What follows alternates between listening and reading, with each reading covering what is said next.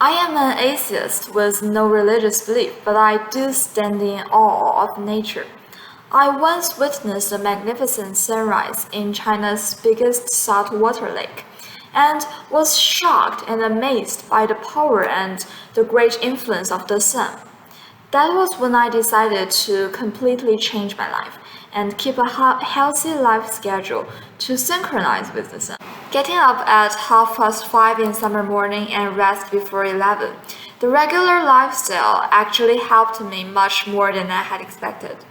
Not only making me physically energetic and sober, but also helped me to maintain mental self and inner tranquility. I encourage my friends and whoever is suffering procrastination to adopt this ancient lifestyle of our ancestors, which could greatly improve the productivity and efficiency. Besides sports, meditation is an important element that makes me what I am now. I learned about meditation when I was enjoying exploring music. I am a strong believer of balance and harmony. Many people say that we should focus on the process instead of the result.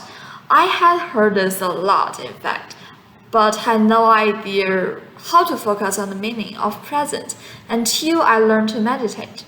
15 minutes in a day changes everything. Just a little self-reflection and introspection during the meditation could make me much more aware of myself and my life.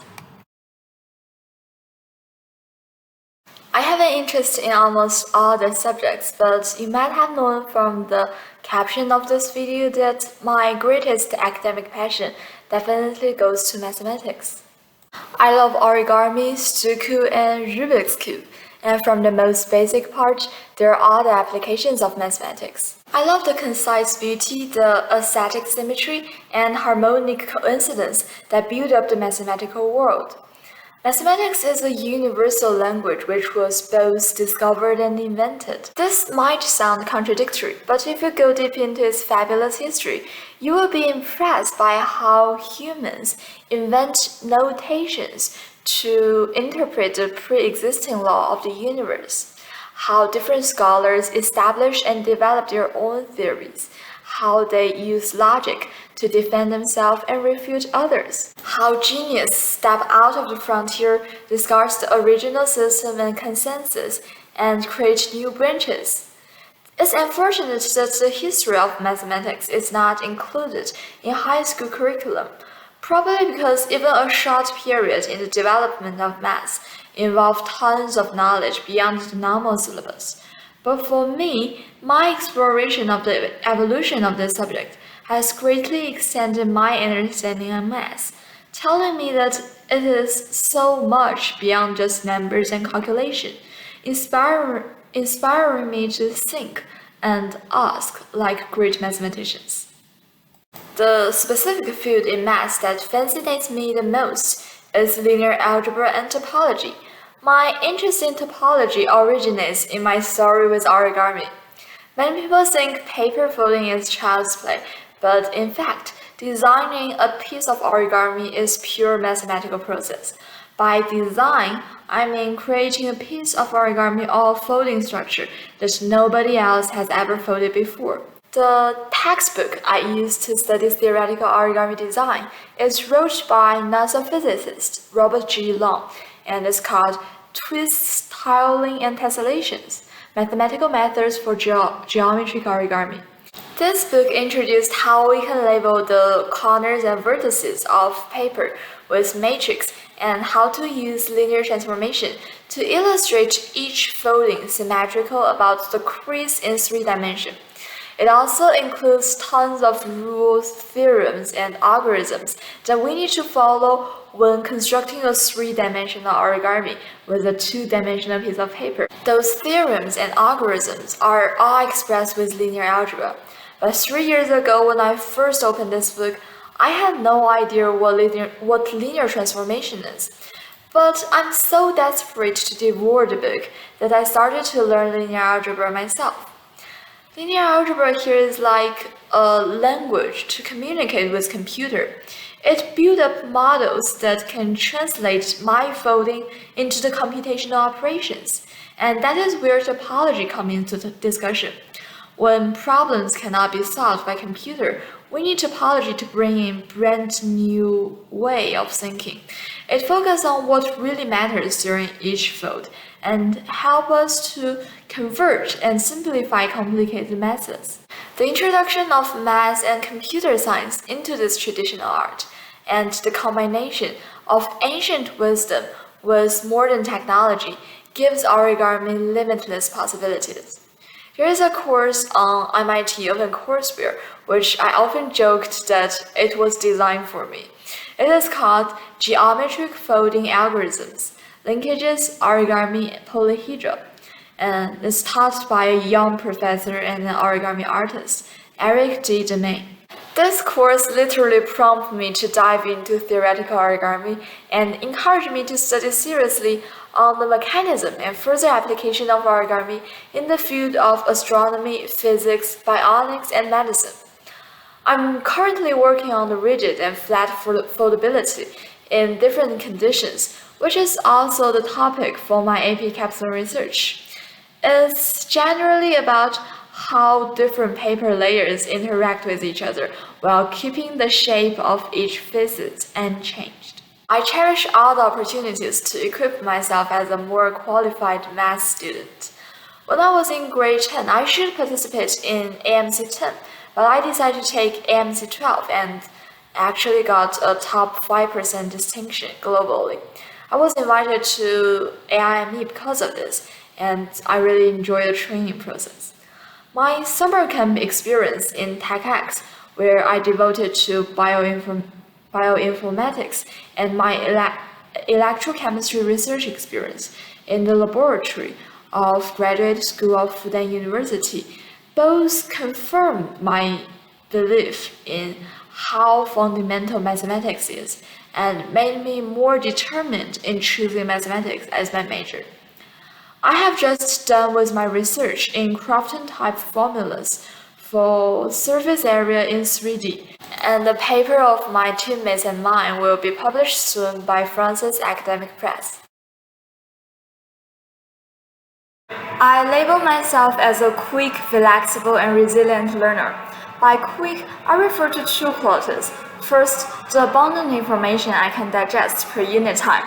This is because I always try to keep my mind proactive and initiative, not waiting for knowledge to be presented. Instead, I always predict what the lecturer is going to say the next second, and correct my prediction and then speculate again. This is like using one piece of time and learn things twice. Another dimension of me as a quick learner is whenever stepping into a new realm of knowledge, the transition time and adaptive period for me is relatively short. This is probably because the ability I developed in history class, the ability of building connections between new things and old things, finding similarities and quickly grasp the key. By flexible, I refer to my self-reflection in learning. I approach different subjects and even modules in one subject with different methods. Whenever I find out my old methods are not applicable during reflection, I would employ new tools to help my understanding and memorizing. For example, I used to use Quizlet a lot, but when I realized that my requirements has upgraded, I switched to Anki, which has a much more powerful function that fits the Ebbinghaus curve. By resilient, I mean not easily defeated. I'm a perfectionist, but I accept situations when my brain refuses to cooperate.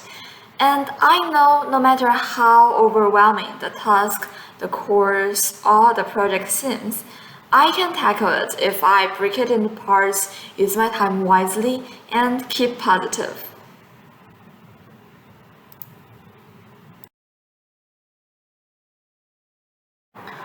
Well, we can select 6 courses, but I asked if I could add AP capstone research on mathematics into my curriculum because I really want to go deep into further level of mathematics.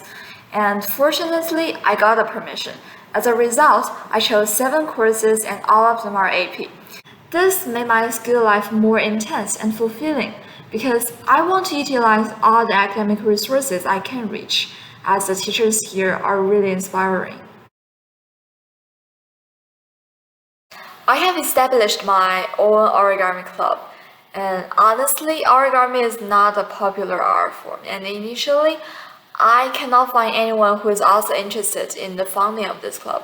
So I made two separate speeches to unfold the beauty and the magic of origami and its various applications in architecture, robots, DNA, and protein, and so on.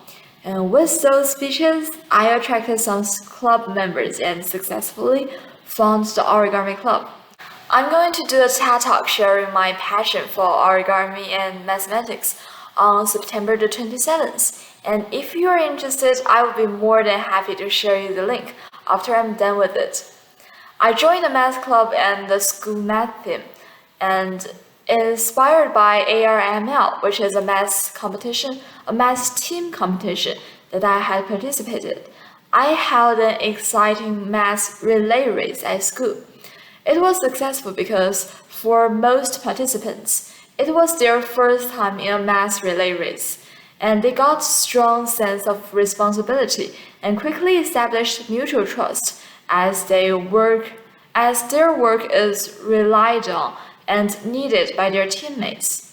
So holding a contest it involves huge effort, but it's really rewarding to see that I can let my peers learn the same thing as I did in the competition through my effort.